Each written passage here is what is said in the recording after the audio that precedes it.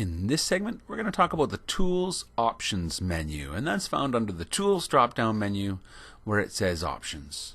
And I'm just going to go ahead and turn on that now. So this Options box comes up, and these are general settings that you can set for the overall sort of artistic Monogram program.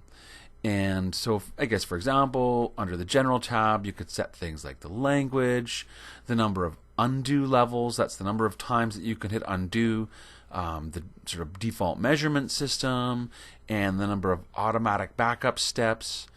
And we have all different tabs here that you may or may not want to be able to control.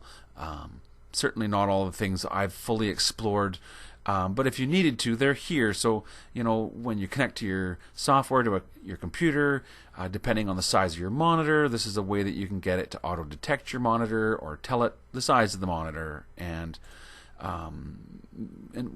what size do you want your icons to be or your text. And so these are ways that we can control the way that our software will appear. And we have our 3D properties, so this is basically how the 3D software's working. And one thing you may want to be able to change is, for example, under the Printing tab, here you can change the font for printing.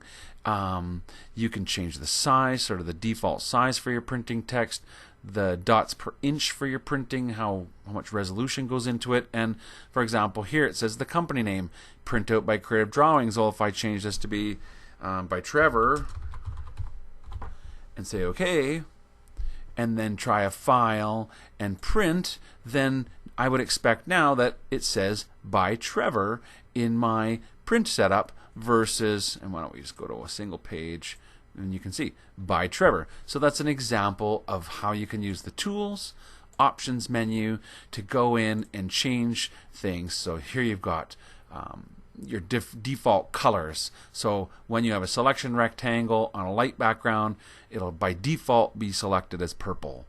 And so I think you'll find if you go through these different options that you'll find that there's maybe some things that you could do to fine-tune the settings and sort of customization of the software to make it work excellent for you.